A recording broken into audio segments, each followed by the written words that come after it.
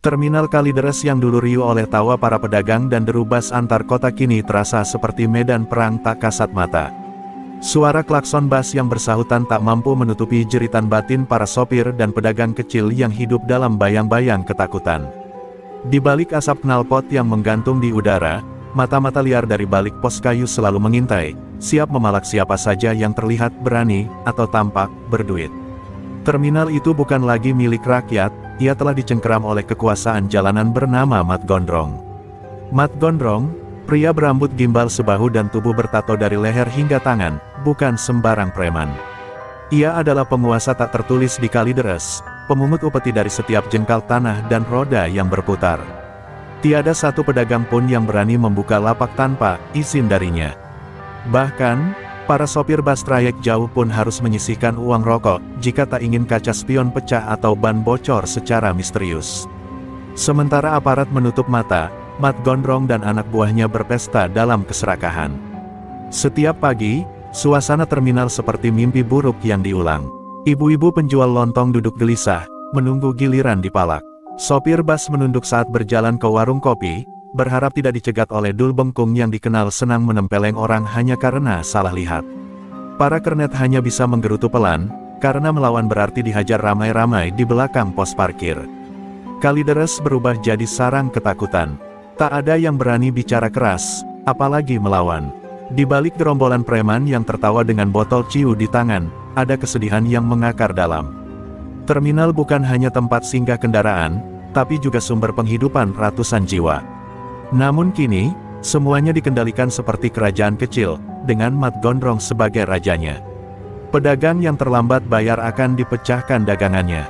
Sopir yang melapor ke polisi akan dicari hingga ke rumah kontrakan. Hukum, di terminal ini, hukum adalah siapa yang paling ganas. Suatu hari, seorang sopir tua bernama Pak Bani dipukul di depan umum karena menolak bayar jatah keamanan. Dagangan pecel lele milik Bu Sarti ditendang hingga berceceran karena menolak menambah setoran. Semua orang hanya bisa melihat. Tak ada tangan yang berani bergerak. Tak ada mulut yang berani bersuara. Semua hanya tertunduk, menyimpan dendam dalam diam. Terminal Kalideres seolah mengemis perlindungan pada sesuatu, atau seseorang, yang bisa mengubah keadaan. Dan di tengah keputusasaan itu, hari itu datang. Sebuah bas malam trayek Surabaya-Jakarta meluncur pelan ke dalam terminal. Warnanya hijau tua dengan strip emas, penuh debu perjalanan jauh.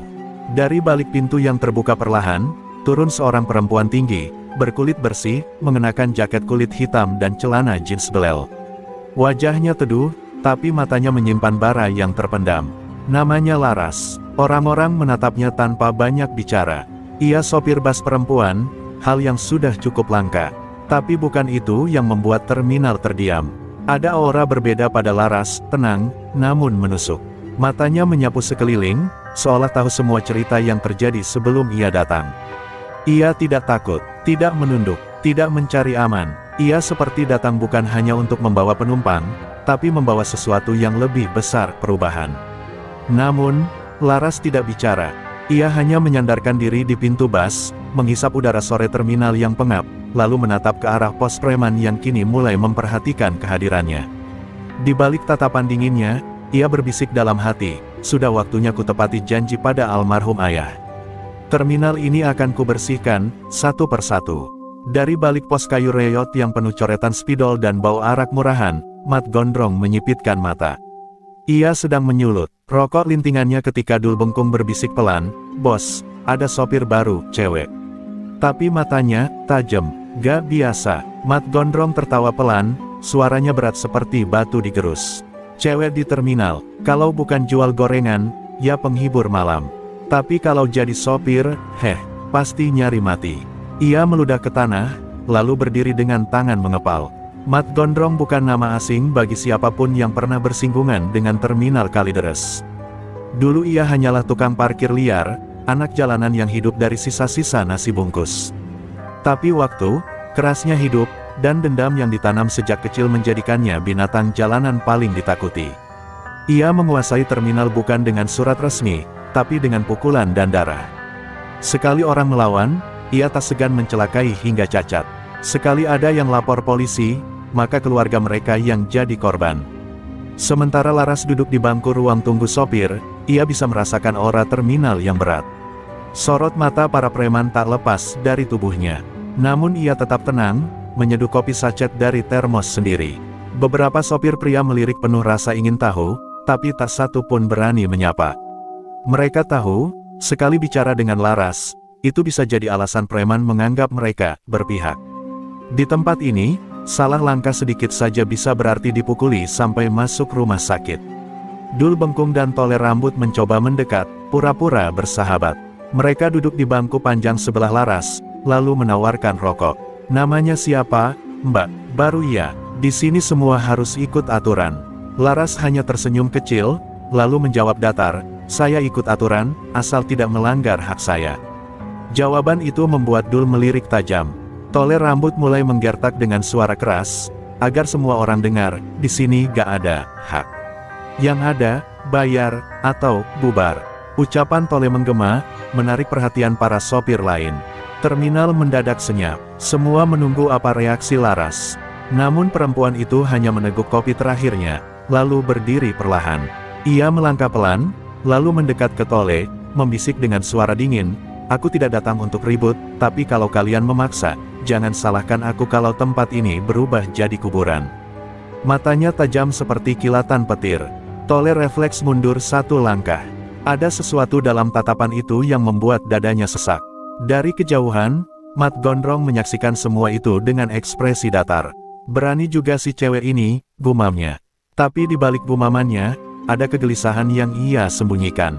Tatapan Laras tadi mengingatkannya pada seseorang dari masa lalu, Tatang Lebur, seorang pendekar tua dari Jawa Timur yang pernah menghajarnya habis-habisan 20 tahun silam. Tatapan seperti itu, penuh keyakinan, penuh ilmu. Mat Gondrong menggertakkan giginya. Jangan-jangan, malam pun turun perlahan di atas Kalideres. Lampu-lampu jalan menyala temaram, dan suara kendaraan mulai berkurang. Namun kegelisahan di antara para preman justru meningkat. Cewek itu beda, Gondrong, gua lihat tadi tangannya megang raja aneh, bisik Suroketek.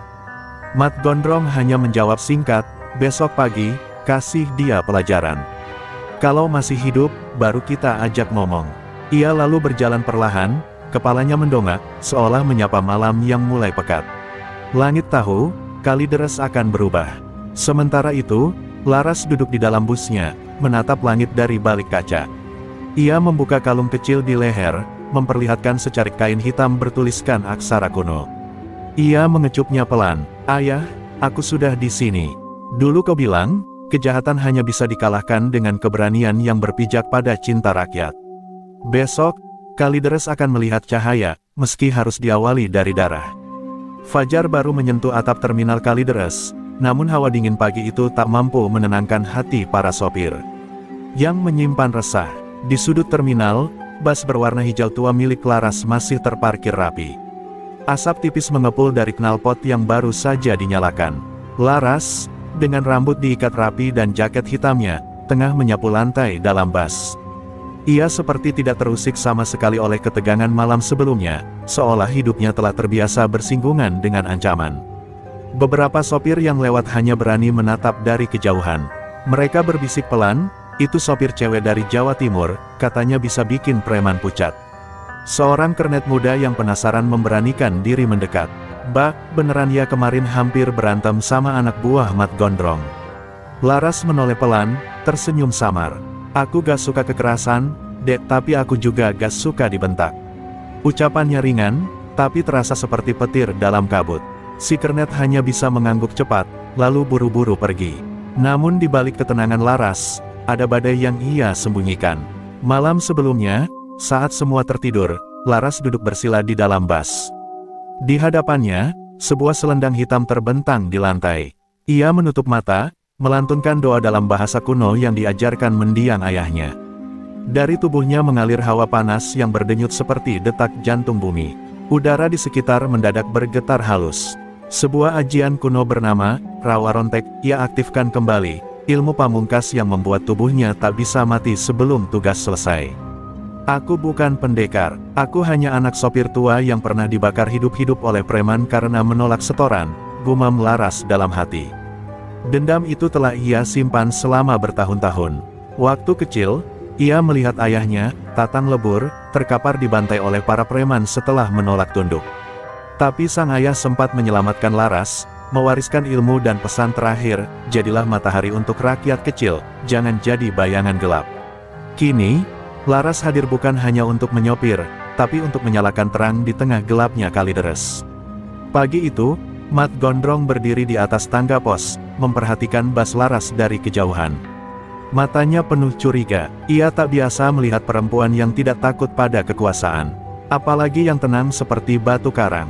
Ia menyuruh Tole Rambut untuk sekali lagi mengetes Laras. Gak usah langsung pukul, bikin dia emosi. Kalau dia lawan, baru gua turun tangan. Tole mengangguk dan mengambil 2 orang temannya. Mereka bersiap menantang lagi, namun dengan cara yang lebih keji, mengganggu penumpang Laras yang sedang naik. Sementara itu, Laras tengah menyapa seorang ibu tua yang membawa dagangan kue. "Naik aja, Bu, duduk di depan ya.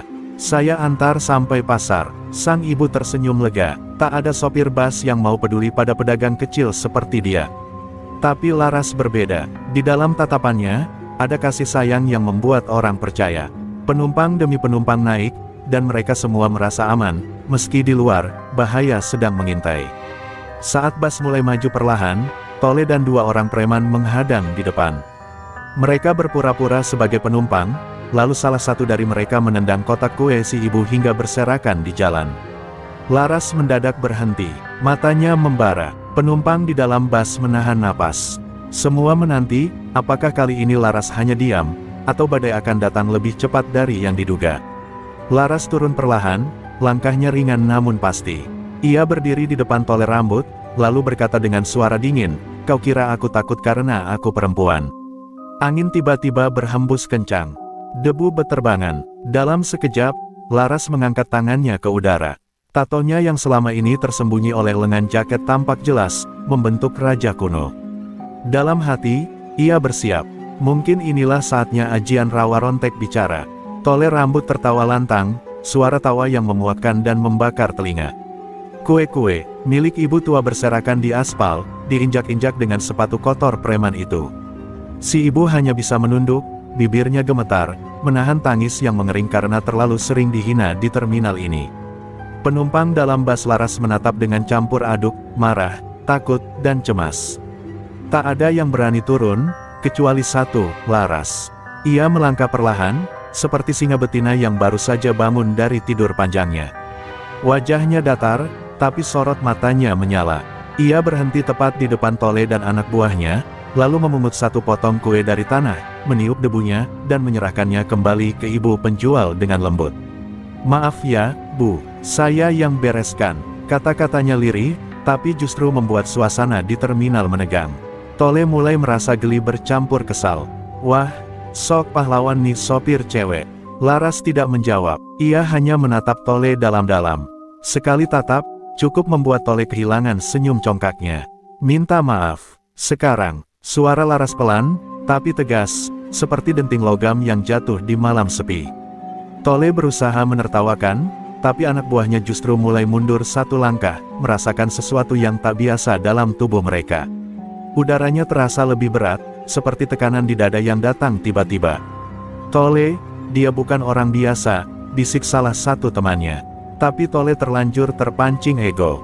Ia mencengkram kerah jaket Laras dengan tangan kiri.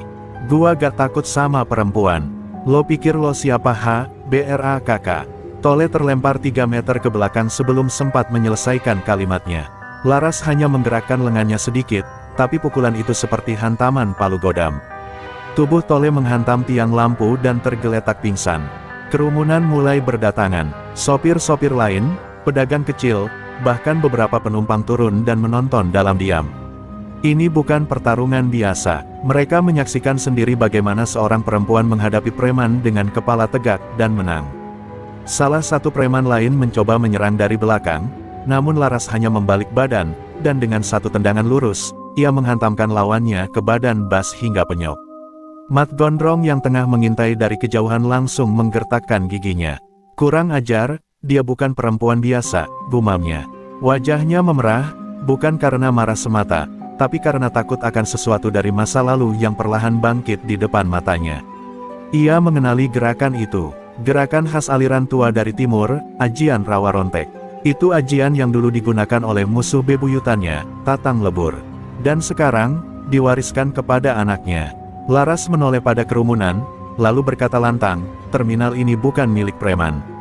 Ini milik rakyat. Kalau kalian terus diam, besok anak-anak kalian yang diinjak-injak seperti ini. Suaranya menggema, membelah kebisuan yang sudah terlalu lama mengunci mulut semua orang di Kalideres. Tak ada yang bertepuk tangan, tapi sorot mata mereka berubah. Dari ketakutan, menjadi harapan. Laras selalu menunduk pada ibu penjual kue, membantu mengumpulkan sisa dagangannya, dan membimbingnya naik ke dalam bas. Di dalam bas, penumpang berdiri memberi tempat duduk. Laras tersenyum. Hari itu, untuk pertama kalinya setelah sekian lama, ada yang berdiri melawan di terminal Kalideres. Dan namanya akan segera menyebar seperti api di tengah jerami kering, Laras, si Sri Kandi dari timur. Kabar kekalahan Toler Rambut dan anak buahnya menyebar lebih cepat dari asap knalpot bas. Dalam waktu sejam, dari warung kopi hingga toilet umum, semua bibir membicarakan satu nama, Laras.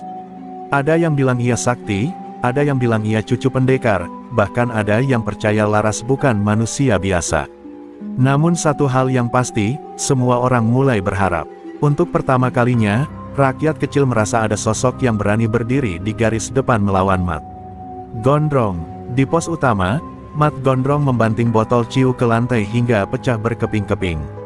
Matanya menyala seperti bara. Tole itu anak andalan gue. Gua besarin dari kecil, masa kalah sama perempuan, teriaknya. Dul Bengkung, yang biasanya selalu nyengir, kini diam 1000 bahasa. Ia tahu, kemarahan Mat Gondrong bukan sekadar soal harga diri, tapi soal bayangan masa lalu yang mulai mengganggu batinnya. Nama Tatang Lebur kembali bergaung dalam pikirannya, membuat tidur malamnya tak lagi nyenyak. Mat Gondrong berdiri sambil menyambar golok yang tergantung di dinding. Besok pagi, kumpulin semua anak buah. Kita sapu itu bas. Kita kasih lihat siapa raja di Kalideres ini. Wajahnya merah padam, namun sorot matanya menyiratkan kegelisahan yang sulit ditutupi. Ia tak hanya marah, ia takut. Takut karena tahu bahwa jika benar Laras adalah pewaris ajian rawa rontek, maka kekuatan itu bisa menumbangkan apa yang ia bangun bertahun-tahun, kerajaan gelap di balik terminal. Sementara itu, Laras duduk di belakang kemudi busnya. Lampu interior temaram menyinari wajahnya yang tenang. Di tangan kirinya, ia memegang raja tua peninggalan ayahnya. Hatinya gelisah, bukan karena takut, tapi karena ia sadar pertarungan ini belum selesai. Ia tahu tabiat preman semacam Mat Gondrong. Tak akan diam, tak akan mundur, dan bukan hanya dirinya yang akan jadi sasaran, tapi siapapun yang dekat dengannya. Termasuk para pedagang kecil yang mulai berani menyapanya. Benar saja, malam itu Bu Sarti, penjual pecel lele di sudut terminal, ditampar oleh preman tak dikenal. Lapaknya dibalik, dagangannya diinjak-injak. Alasannya, karena siangnya ia tertangkap kamera tersenyum saat berbicara dengan Laras. Ini peringatan buat yang sok-sok dukung perempuan itu, ujar salah satu preman dengan suara keras. Tak ada yang menolong, mereka takut. Namun diam-diam, hati mereka mulai terisi amarah yang menggelegak. Esok harinya, Laras menghentikan busnya di depan lapak Bu Sarti. Melihat kondisi lapak yang porak-poranda, ia hanya menatap nanar. Bu Sarti menangis diam-diam, menolak bicara. Tapi Laras mengerti, ini bukan sekadar teror, ini adalah deklarasi perang. Mat Gondrong sudah mulai menyerang siapapun yang terlibat dengannya. Dan Laras tahu, jika ia tidak bergerak lebih cepat, maka korban akan semakin banyak. Ia lalu berdiri di atas kap bas, memanggil seluruh sopir dan pedagang yang berani mendekat. Aku tahu kalian takut, aku juga takut, tapi lebih takut lagi jika kita membiarkan kejahatan menang terus. Suaranya menggema, dibalas bisik-bisik penuh harap dari kerumunan. Kita bukan siapa-siapa, tapi kalau kita berdiri bersama, kita bisa jadi sesuatu. Terminal ini milik kita, bukan milik preman. Sorak-sorai tak ada, tapi tatapan mata mereka mulai berubah dari bingung menjadi yakin. Dari kejauhan, Mat Gondrong mengintip dari balik pos. Melihat kerumunan kecil itu, bibirnya menyeringai bengis. Main api kau, Laras, kau kira ini dongeng. Besok, kau akan tahu rasanya menyentuh wilayah raja. Di tangannya, ia mengasah golok pelan-pelan, seolah menyiapkan pentas darah. Tapi ia lupa satu hal, Laras bukan perempuan biasa. Ia bukan cuma sopir, tapi titisan kehendak rakyat kecil yang selama ini membara, menunggu satu percikan untuk menyala. Malam menjelang dengan angin yang membawa bau hujan dan ketegangan. Terminal Kalideres yang biasanya hingar-bingar menjelang larut, kini terasa senyap. Orang-orang berbicara dalam bisikan, seakan takut suara mereka bisa memanggil bahaya. Laras berada di dalam busnya yang sepi. Di hadapannya, obor kecil menyala redup, menerangi wajahnya yang bersimbah peluh. Matanya terpejam, namun tubuhnya gemetar, bukan karena takut, tapi karena ajian kuno dalam dirinya mulai aktif sepenuhnya. Di lantai bas yang kosong, Laras meletakkan benda-benda pusaka.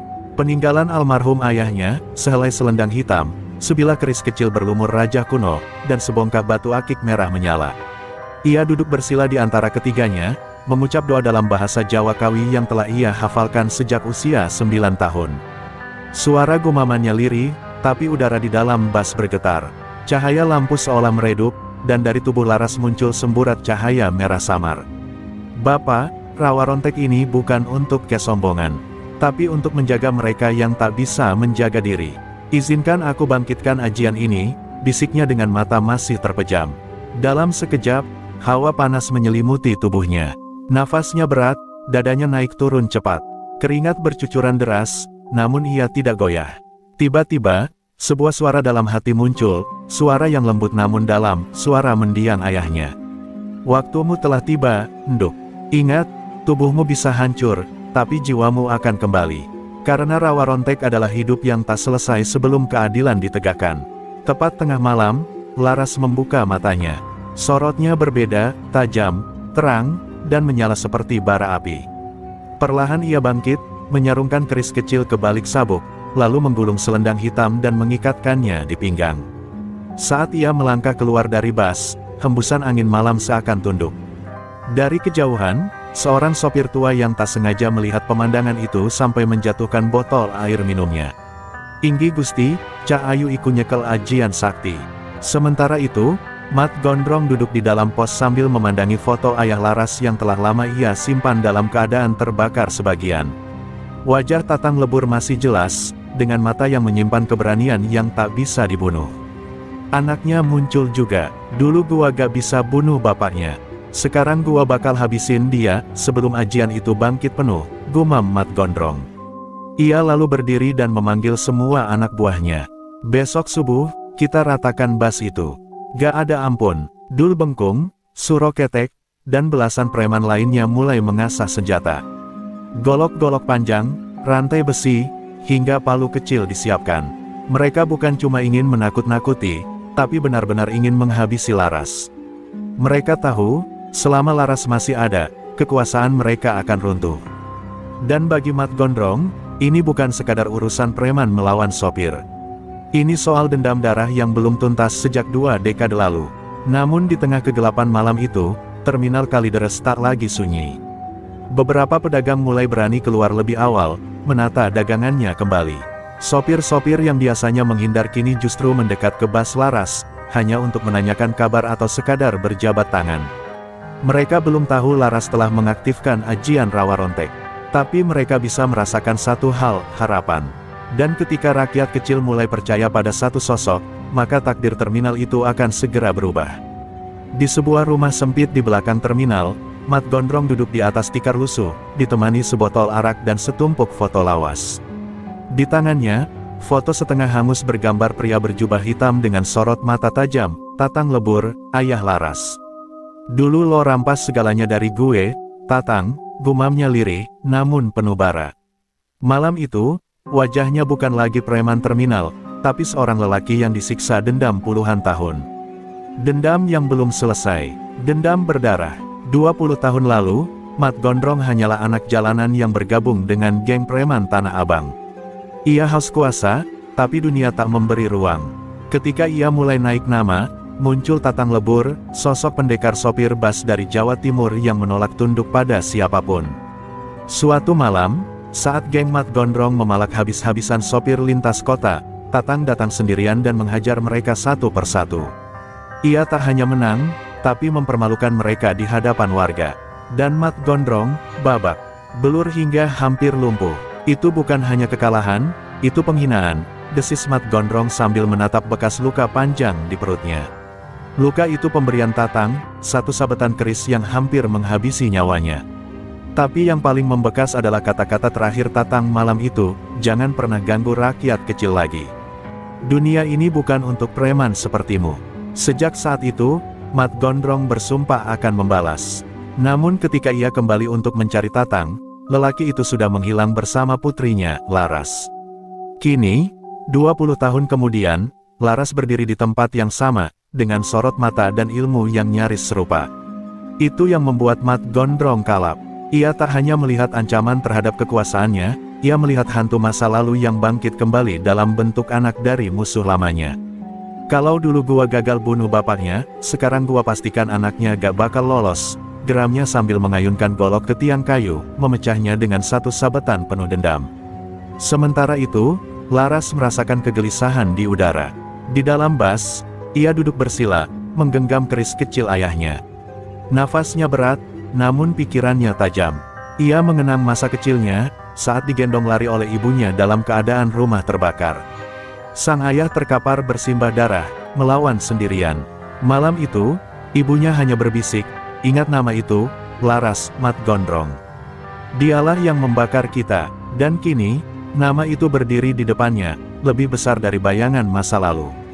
Laras membuka pintu bas dan menatap langit Kalideres yang mendung. Petir sesekali menyambar jauh di utara.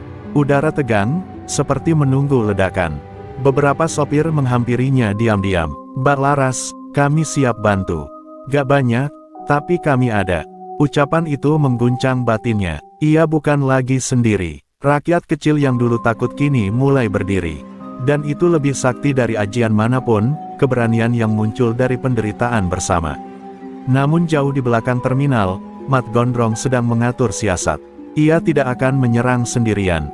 Ia menghubungi gerombolan preman dari luar Kalideres, preman lintas yang pernah jadi anak buahnya di Tanah Abang dan Grogol. Orang-orang bengis tanpa hati nurani, yang hanya tahu satu bahasa, kekerasan. Kita habisi dia sebelum fajar. Bas itu, dan semua yang dekat dengannya. Malam itu, rencana pembantaian mulai digerakkan. Dan ketika jarum jam bergeser ke angka 2 dini hari, langit Kalideres mendadak gelap gulita. Angin berhenti, burung-burung diam, dan di kejauhan, dari lorong gelap belakang terminal, puluhan bayangan mulai bergerak menuju bas hijau tua milik seorang perempuan bernama Laras. Pertarungan berdarah yang ditunggu selama 2 dekade, akhirnya dimulai. Hujan turun pelan di tengah malam Kalideres, membasahi atap terminal dan menyapu debu ketakutan yang telah lama mengendap.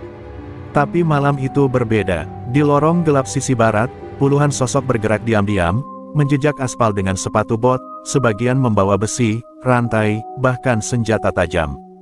Mereka adalah pasukan preman bayaran yang dipanggil Mat Gondrong dari penjuru Jabodetabek, brutal, haus darah, dan tak kenal belas kasih. Sasaran mereka jelas, bas hijau tua milik Laras. Mat Gondrong berjalan di barisan belakang, mengenakan jaket kulit hitam dan menenteng golok warisannya. Hujan membasahi rambut gondrongnya yang tergerai. Sorot matanya penuh dendam dan kemenangan yang ia pikir sudah diambang tangan.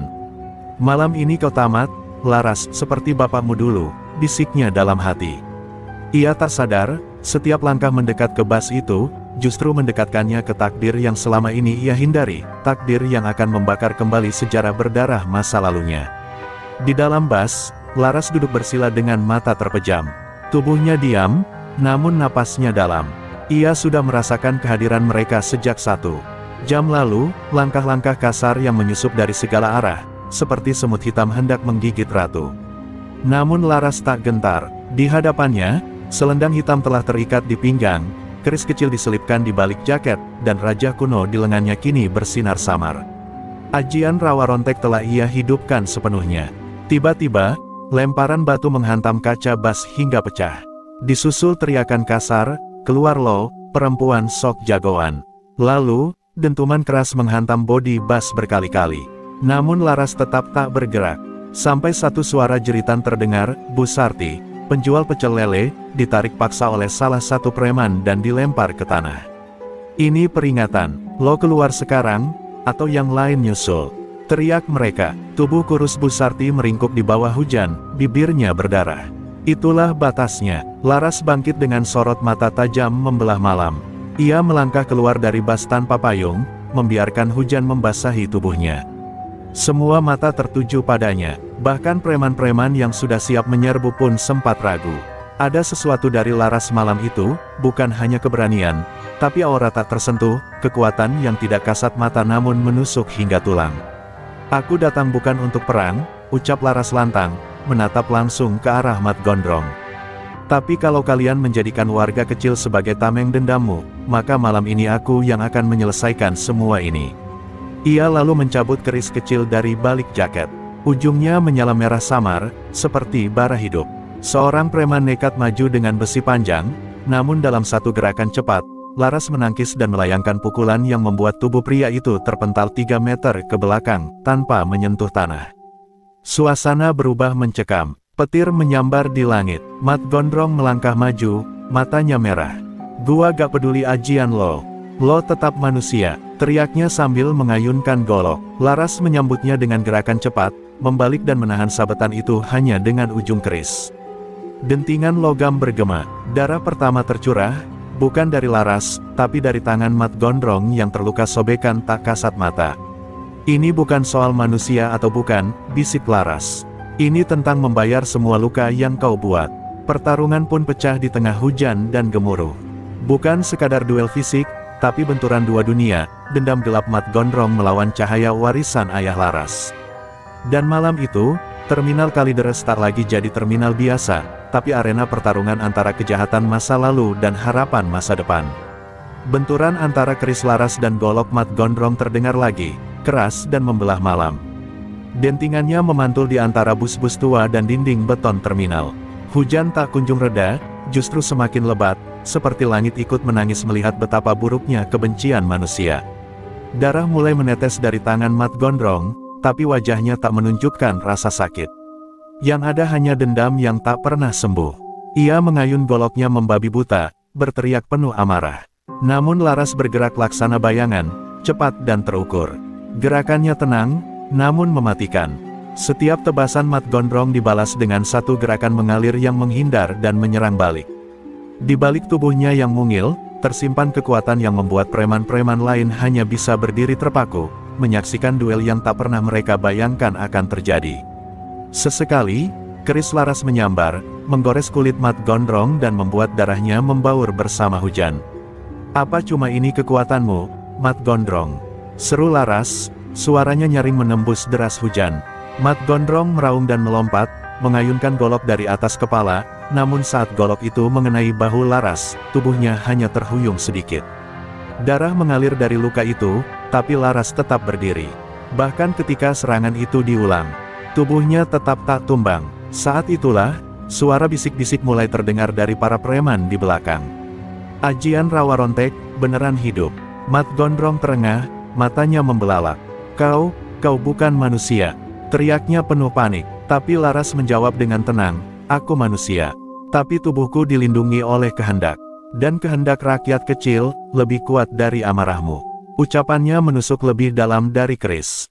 Tiba-tiba, Laras menutup matanya sejenak, dan dari tubuhnya keluar kilatan energi merah samar yang membuat udara di sekitarnya bergoyang. Kain hitam di pinggangnya melambai seperti nyala api. Dua preman lain mencoba menyerang Laras dari belakang, tapi sebelum sempat menyentuhnya, tubuh mereka terpental seperti dihantam badai. Satu terlempar ke dinding terminal, satu lagi terkapar di kolong bas. Sopir-sopir dan pedagang kecil yang menyaksikan semua ini mulai bergerak. "Sudah cukup," teriak Pak Anwar, sopir senior yang biasanya diam. Ia maju, diikuti 5 sopir lain. "Kalau dia berani berdiri, masa kita diam saja?" Perlahan, para sopir dan pedagang kecil mulai membentuk lingkaran, berdiri mengelilingi Laras. Beberapa dari mereka hanya bersenjatakan kayu dan botol air, tapi sorot mata mereka berubah, tak lagi takut, melainkan penuh nyala keberanian. Mat Gondrong mundur selangkah, lalu 2, lalu 3.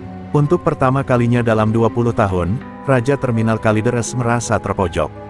Ia bukan hanya kalah kekuatan, tapi juga kalah hati. Hati orang-orang yang dulu ia tindas. Namun dendamnya belum padam. Dengan sisa tenaga, Mat Gondrong menerjang sekali lagi, kali ini membidik dada Laras dengan golok berkaratnya.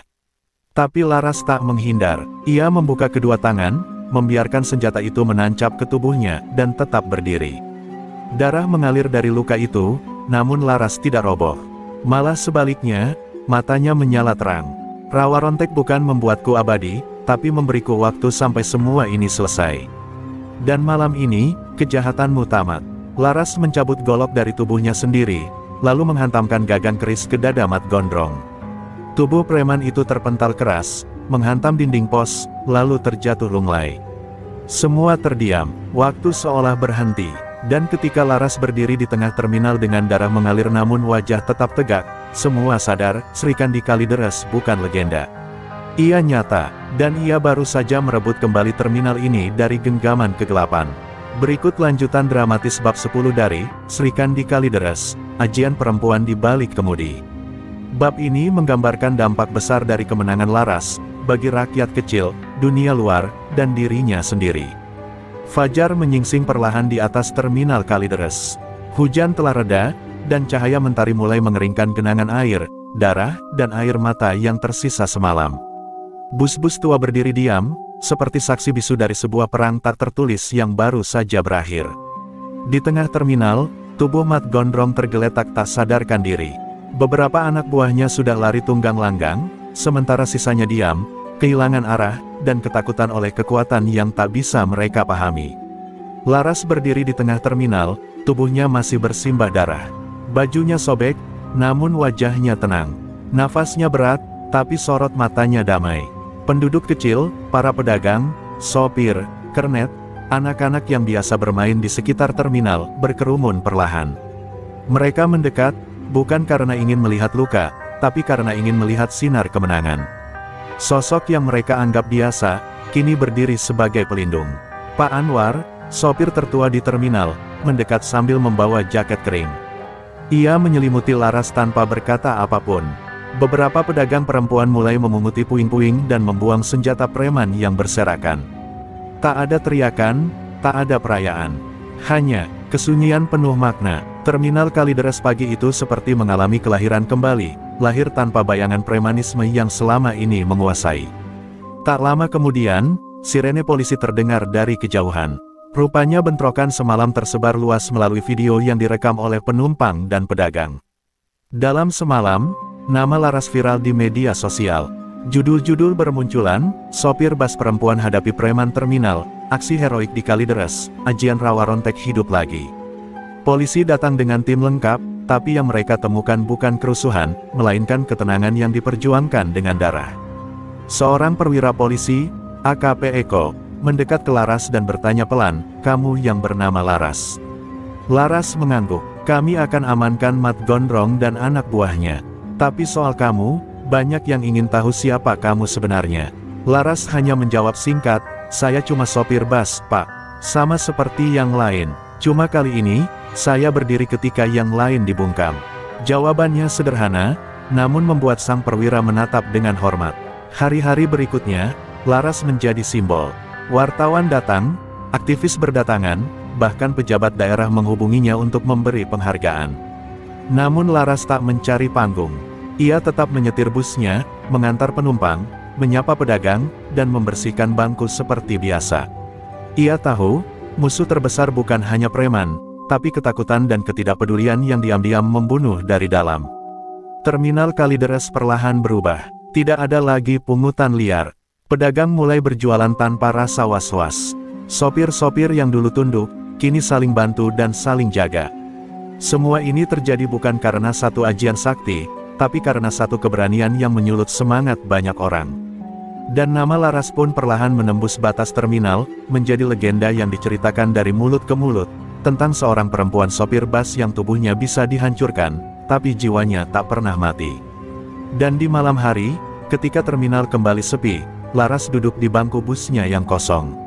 Ia menatap langit sambil menggenggam keris kecil peninggalan ayahnya. Di balik luka dan lelahnya, ada senyum yang sangat pelan. "Bapak, tugas ini belum selesai. Tapi setidaknya, Kalideres sudah tak lagi gelap." Dan di langit yang terang itu, bintang-bintang seakan menjawab, bahwa perjuangan perempuan ini baru saja dimulai. Ketika Kalideres mulai tenang, daerah lain justru mulai bergolak. Terminal grogol, Tanjung Priok, dan Pulau Gadung mulai resah. Kabar tentang Mat Gondrong yang tumbang bukan hanya menjadi cerita viral, tapi juga alarm bagi para penguasa bayangan di terminal lain. Mereka merasa terusik. Jika satu perempuan bisa menumbangkan Raja Terminal Kalideres, maka kekuasaan mereka pun bisa terancam sewaktu-waktu. Dan seperti binatang liar yang kehilangan wilayah, mereka mulai merapat, mencari siapa musuh baru yang harus disingkirkan. Di salah satu gudang tua kawasan Cilincing, berkumpul 3 nama besar dalam dunia preman angkutan, Babe Rizal Grogol, Komar Bintaro, dan Jampang Tanjung Priok. Mereka duduk mengelilingi meja kecil sambil menyulut rokok. Anak perempuan itu, Laras.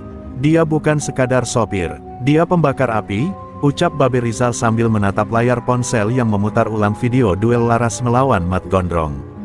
Kalau kita biarin, pengaruh dia bakal nular ke terminal kita, timpal Komar dengan nada penuh amarah.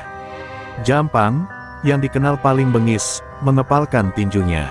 Kita bentuk tim, kirim orang ke Kalideres, bikin dia ciut, kalau perlu, hilangkan sekalian.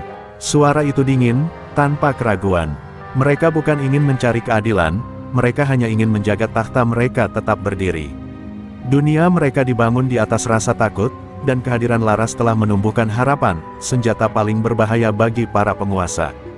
Gelap, sementara itu, di terminal Kalideres, Laras kembali ke rutinitasnya. Setiap pagi ia menyapu dalam bas, membersihkan kaca, dan menyapa pedagang dengan senyuman. Tapi jauh di balik senyum itu, hatinya gelisah.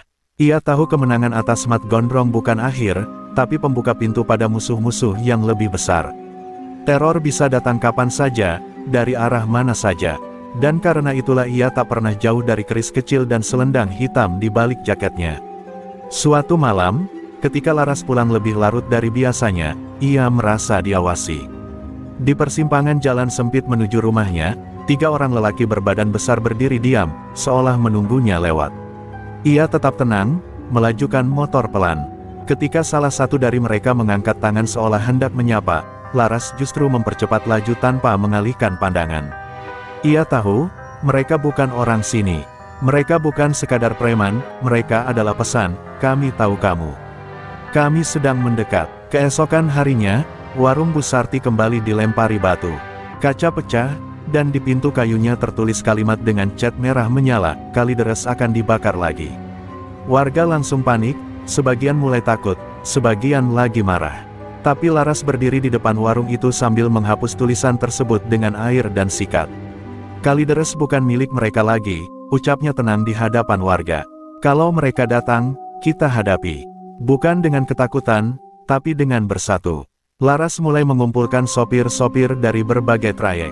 Ia ajak bicara, mendengar keluh kesah mereka, dan mengajak mereka berlatih bela diri ringan setiap malam. Kalau preman datang dengan kekerasan, kita jawab dengan keberanian dan solidaritas.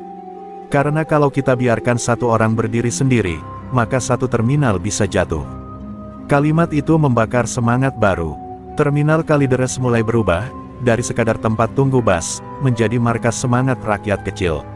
Namun di kejauhan, bahaya terus merapat. Di atas kereta malam menuju Jakarta, seorang lelaki bertato harimau di dada sedang membaca koran bergambar Laras. Di wajahnya ada senyum dingin, dan di tangannya, sebilah belati hitam yang konon tak bisa dilihat mata biasa. Namanya Togar, algojo bayaran yang disebut-sebut hanya datang saat kekuatan biasa tak lagi mempan. Ia bukan preman biasa, ia dikirim untuk menghabisi Sri Kandi Kalideres. Pagi itu, langit Kalideres tampak kelabu. Angin berembus dingin dan menusuk, seperti membawa kabar buruk yang tak bisa dijelaskan. Laras baru saja memarkir busnya ketika Pak Anwar datang dengan napas tersengal.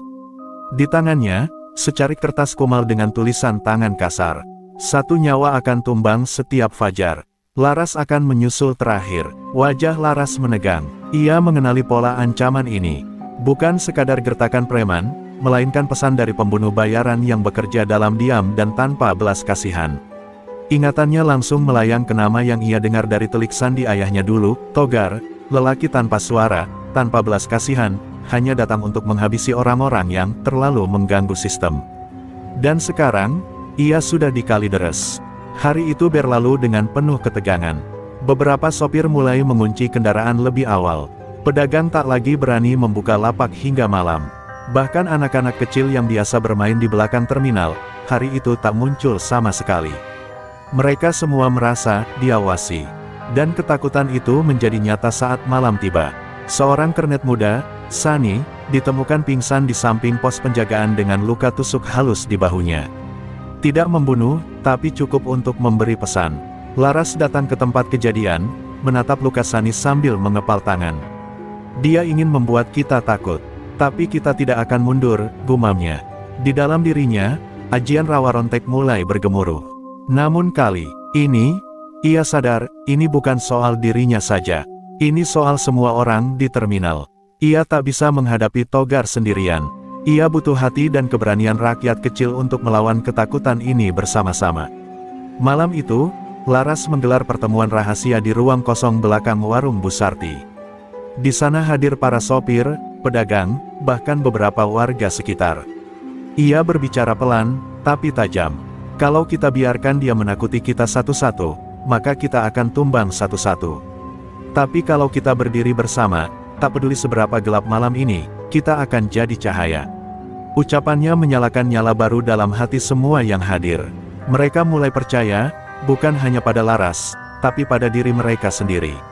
Togar tak menyerang esoknya, ia hanya menaruh boneka kecil tergantung di kaca bas Laras dengan leher terjerat kawat halus. Tak ada suara, tak ada jejak, tapi cukup untuk membuat bulu kuduk berdiri. Laras hanya menatap boneka itu sejenak, lalu melepasnya dengan tenang dan membakarnya di depan umum. Kalau dia ingin bayangan, maka kita kasih cahaya, ucapnya, lalu menyalakan lampu-lampu seluruh area terminal bersama warga. Malam itu, Kalideres terang benderang untuk pertama kalinya setelah sekian lama. Namun Togar tidak tinggal diam. Di tempat persembunyiannya, ia menatap api yang membakar boneka itu lewat video. Bibirnya menyeringai, menarik, katanya lirih. Ia mulai melukis pola lingkaran di lantai dengan darah ayam hitam, pertanda bahwa ia akan menggunakan kekuatan yang lebih gelap, ajian gelap nirmala, ilmu mematikan warisan dukun Jawa Tengah, yang konon bisa membungkam rawa rontek sekalipun. Dan tanpa mereka sadari, malam-malam Kalideres mulai dihantui kembali. Tapi kali ini, Laras tak akan lari. Ia bersiap, dan di balik ketegangan yang memuncak, satu hal menjadi jelas, pertempuran besar belum selesai, itu baru saja dimulai. Malam ketiga setelah serangan boneka gantung, terminal Kalideres kembali terasa sepi. Lampu-lampu masih menyala terang, tapi suasananya jauh berbeda. Angin malam berembus lebih dingin, dan para sopir lebih memilih tidur di dalam bas masing-masing daripada berkumpul seperti biasa. Laras duduk di bangku depan busnya, menggenggam keris kecil peninggalan ayahnya.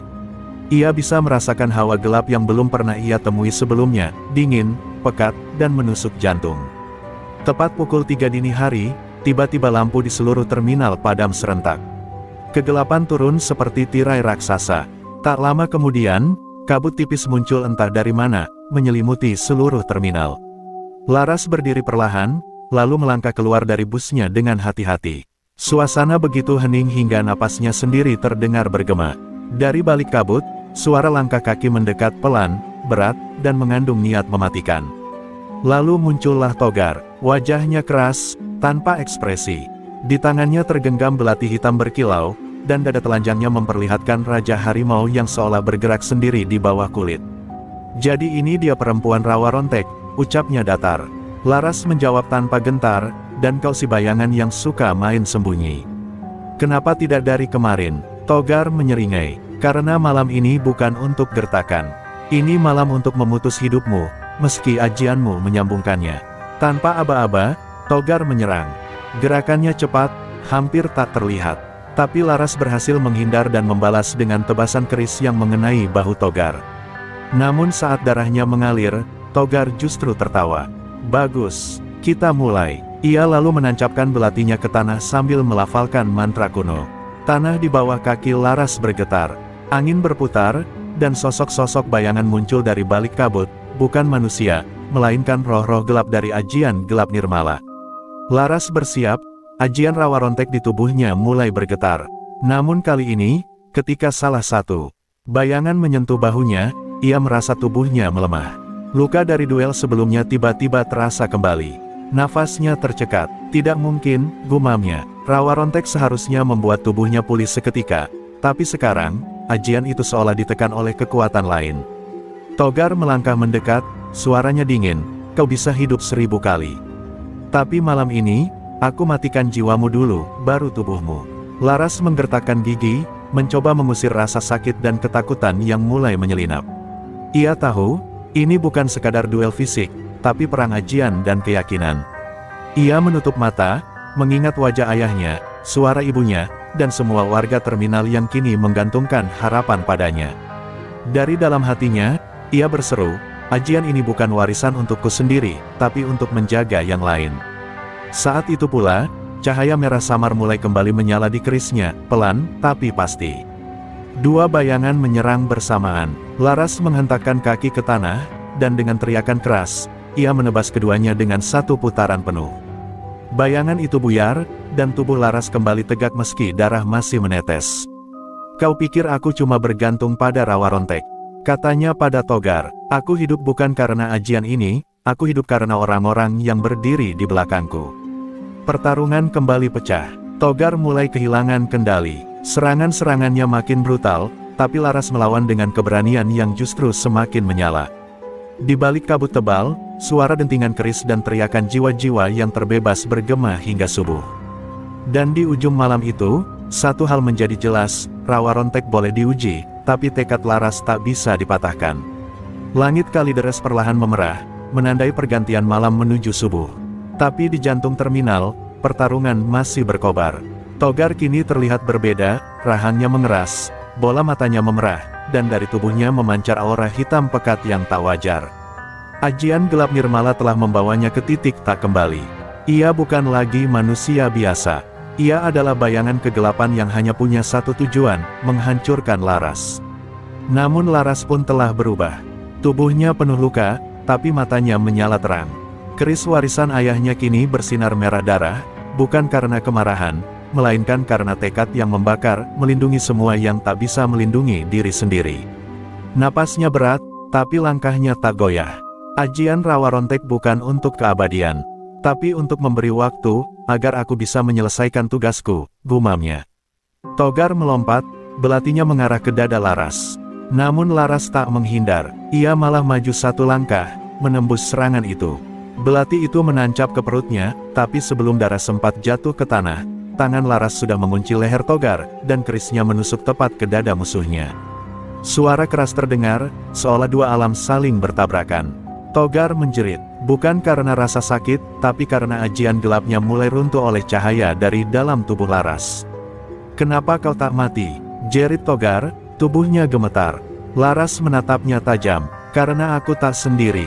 Di detik itu, dari segala penjuru terminal, muncul warga yang menyalakan api, berdiri membentuk lingkaran perlindungan.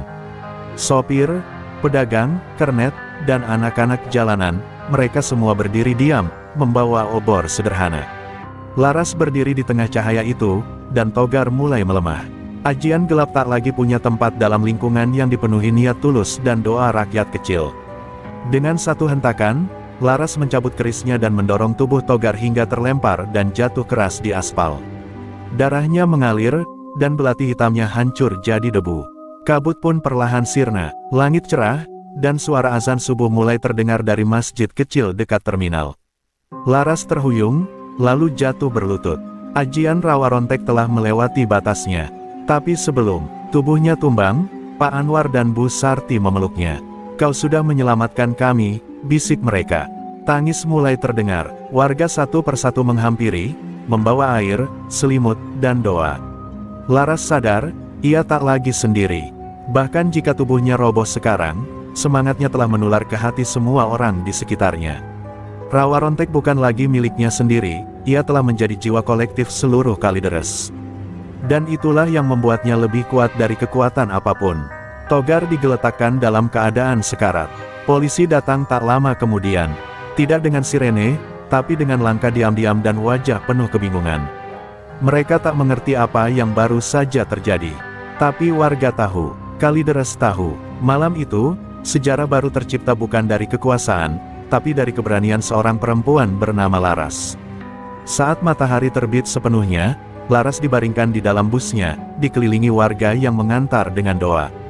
Ia tersenyum samar, menatap langit yang dulu pernah ia benci, dan berkata lirih, "Kalau aku harus tumbang, pastikan kalian tetap berdiri." Dan pagi itu, terminal Kalideres tak lagi jadi tempat perhentian, melainkan titik awal kebangkitan rakyat kecil. 2 hari telah berlalu sejak malam pertarungan itu. Terminal Kalideres tak lagi sama. Tidak ada lagi suara teriakan preman, tidak ada pungli, tidak ada kekerasan tersembunyi di sudut gelap. Yang terdengar kini hanyalah suara deru bas, tawa anak-anak yang kembali bermain, dan pedagang kecil yang mulai menata kembali dagangan mereka dengan damai. Terminal itu pulih, tapi tidak melupakan. Laras terbaring di ruang kecil belakang warung Bu Sarti, tubuhnya lemah, luka-lukanya masih dalam penyembuhan. Dokter dari puskesmas datang diam-diam setiap malam untuk merawatnya. Namun ia lebih sering menatap langit-langit dengan mata terbuka. Tak banyak bicara, tapi sekali ia tersenyum, seluruh warga tahu bahwa semangatnya belum padam. Ia hanya sedang memulihkan diri dari pertarungan bukan hanya fisik, tapi juga jiwa. Pak Anwar duduk di sampingnya, menggenggam tangan Laras. "Kami sudah mulai jaga malam, Las. Anak-anak muda gantian ronda, preman-preman dari luar udah nggak berani masuk. Kami belajar dari kamu, dari keberanianmu." Laras tak menjawab, tapi air matanya jatuh pelan.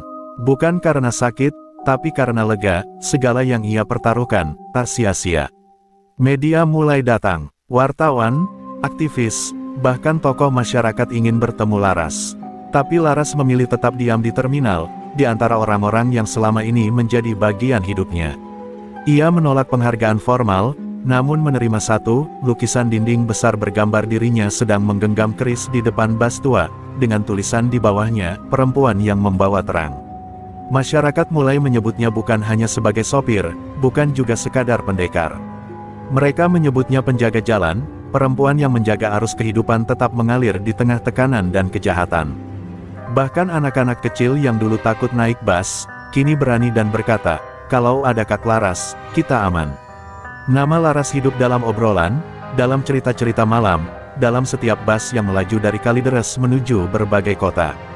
Beberapa minggu kemudian, Laras akhirnya kembali ke kursi sopirnya. Meski tubuhnya masih terasa berat, tapi tangannya tetap kuat menggenggam setir.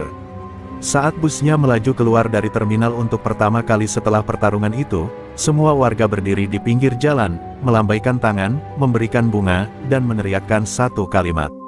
"Terima kasih, Laras." Laras menatap lewat kaca spion, melihat wajah-wajah yang dulu ditindas kini tegak berdiri. Ia tersenyum pelan, lalu membisikkan doa dalam hati. "Bapak, Ibu, aku sudah menunaikan tugas. Tapi jalan ini masih panjang, dan aku akan terus menjaganya." Bas itu pun melaju ke barat, diiringi cahaya mentari pagi dan harapan baru di setiap roda yang berputar. Karena sejatinya, perjuangan tak pernah benar-benar selesai. Tapi jika satu orang berani berdiri, maka 1000 orang akan menyusul di belakangnya. Dan nama Laras, si sopir bas Kalideres, akan terus hidup sebagai legenda, di jalanan, di hati rakyat kecil, dan di setiap terminal yang menolak kembali menjadi sarang ketakutan.